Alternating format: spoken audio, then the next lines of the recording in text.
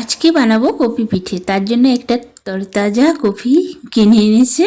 তো কিভাবে বানাচ্ছি তোমাদের সাথে শেয়ার করছি, তোমরা পুরো ভিডিওটা দেখো। নমস্কার সবাইকে, কেমন আছো সবাই? আশা করি সবাই ভালো আছো। পাপিয়াকে নতুন ব্লগ ভিডিওতে স্বাগত। তো চালের গুঁড়োটা আমি মিক্সিতে করে নিলাম, আর পেঁয়াজ, আদা, রসুন, কাঁচা লঙ্কা একসাথে পেস্ট করে নিচ্ছি। এটা দিনের বেলায় রেডি করে নিলাম। এবার রাত্রিবেলা সন্ধেবেলায় এটা পিঠেটা করব। কিভাবে করছি এই দেখো। চালের গুঁড়ো আর কপিটা যেটা ছিল সেটা কেটে আমি সেদ্ধ করে নিয়েছি প্রেসার কুকারে। আর পেঁয়াজ, আদা, রসুন সব কিছু একসাথে কাঁচা লঙ্কা দিয়ে বেশি করে ঝাল ঝাল করে বেটে নিয়েছি আর রেডি করে নিয়েছি। এবার পিঠেগুলো তৈরি করব। এই দেখো সর্ষের তেল বাটিটার নিচে, আর আলু একটা কেটেছি, আমি ব্রাশ করব তেল দিয়ে সেই জন্য। তো কপিটা একটু গরম চটকে নিতে হবে। গরম থাকলেই ভালো নরম পিঠেগুলো তৈরি হবে। তো হাত দিয়ে করা যাচ্ছে না, দেখো হাতটা লাল হয়ে গেছে, সেই জন্য একটা হাতা নিলাম। তো হাতা দিয়ে এবারে আমি চটকে নিচ্ছি। হাতটা লাল হয়ে গেছে, একবার দেখালাম তোমাদেরকে। তো এবার একটা হাতা নিয়ে ভালো করে চটকে নেব, তাহলে মিহি যত হবে তত খেতে ভাল লাগবে। তো তারপর আমি এই গুঁড়িটা মিশ্রণ করে দেব, মানে কড়াইয়ে দিতে হবে না, গরম গরম কফির সাথে মেখে নিলেই নরম পিঠে তৈরি হবে। আর কফি যতটা পরিমাণ আছে সেই অনুপাতেই চালের গুঁড়োটা দিতে হবে, নইলে শক্ত হয়ে যাবে। বেশি চালের গুঁড়ো দিয়ে দিলে মানে পরিমাণ মতন কফির থেকে, তাহলে পিঠেগুলো শক্ত হয়ে যাবে। পরিমাণটা যেন ঠিক থাকে, মাপটা ঠিক থাকে। আমি পরিমাণ মতন করে যতটা মাখানো যাবে ওই কফির সাথে ততটাই চালের গুঁড়োটা দেব, নইলে শক্ত হয়ে যাবে। তো আমি একটা হাতার সাহায্যে নিয়ে নিচ্ছি। তো এখনও অনেকটাই গরম আছে, তাই মানে চটকানো যাচ্ছে না। তো একটু মিহি করে এবার আবার আমার শাশুড়ি মা এসেছে, বলছে আমি চটকে দিচ্ছি দাও। তো এই যে কাঁচা লঙ্কা, আদা, রসুন, পেঁয়াজ বাটাটাও আমি দিয়ে দিলাম। বেশ ঝাল ঝাল হয়েছিল, খেতে কিন্তু দুর্দান্ত হয়েছিল। তোমরা একবার বাড়িতে বানাবে।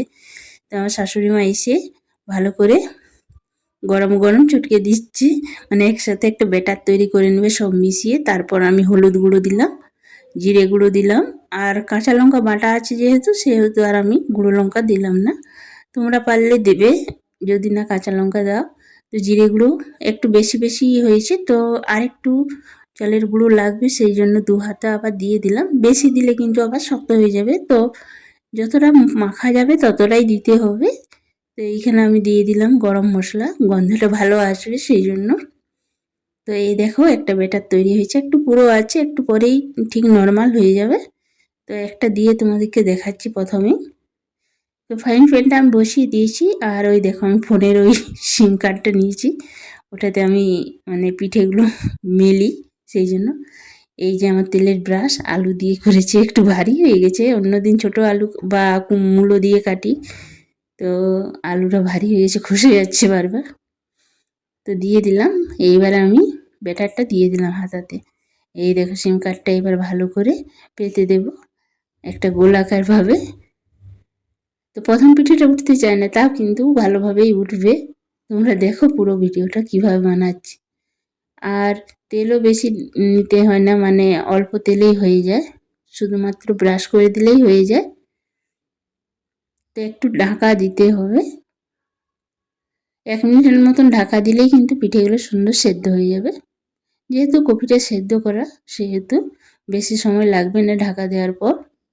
তো এই দেখো প্রথম পিঠেটা তুলতে খুব কষ্ট, তো এক হাতে ফোন ধরে এক হাতে তুলছি, তো তাতে তো আরও তোলা যাচ্ছে না, মানে এই দেখো খসে যাচ্ছে, ভারী হয়ে গেছে আলুটা।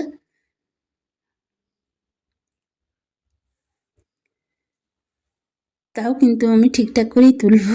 প্রথমটা একটু কষ্ট হয় সব জিনিসে তোলার জন্য। এই দেখো এক হাতে তোলাও যাচ্ছে না, তারপরে এগুলো নর্মাল হবে।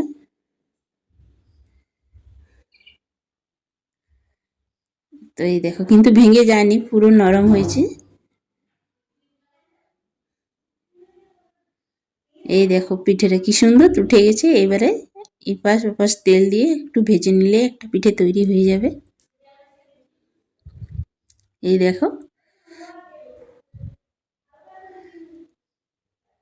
তো পিঠেটা হয়ে গেছে, একটা পিঠে কিন্তু উঠেছে খুব সুন্দর। দেখো এবার পরের বারেরগুলো খুব সহজেই উঠে যাবে। তো তেল দিয়ে আবার দিয়ে দিয়েছিলাম, দেখো এবার কি সুন্দর উঠে যাবে পিঠেগুলো।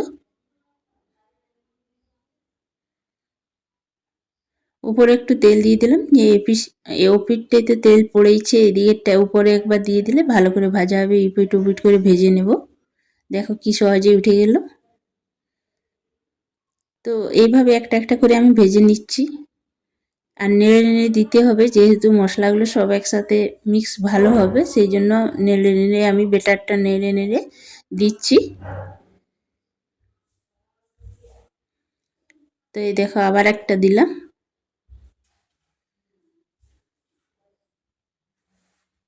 এক হাতে দেওয়ার সময় একটু অসুবিধা হচ্ছে, কিন্তু দিচ্ছি তোমাদের দেখাবার জন্য।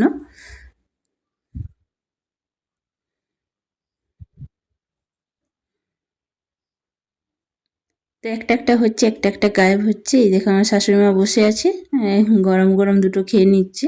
গরম গরম খেতে কিন্তু সব জিনিসই ভাল লাগে, পিঠে বলো যাই বলো, লুচি পরোটা সব কিছুই কিন্তু গরম গরম ভাল লাগে। তো আরেকটা হয়ে গেল। এভাবে আমি পুরো সব পিঠেগুলো করে নেব। আর এই দুদিকেই কিন্তু ভালোভাবে তেলটা আমি দিয়ে দেব।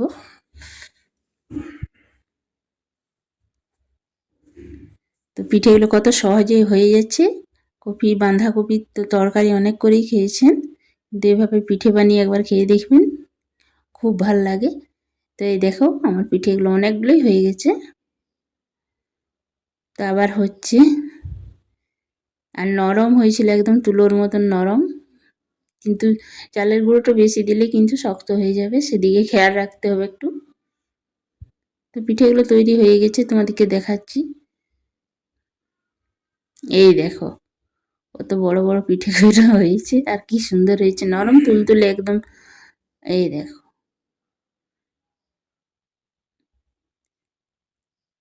তো সবাই একবার বাড়িতে বানিয়ে খাবে, আর কমেন্ট করে জানাবে কেমন হয়েছে কেমন না হয়েছে।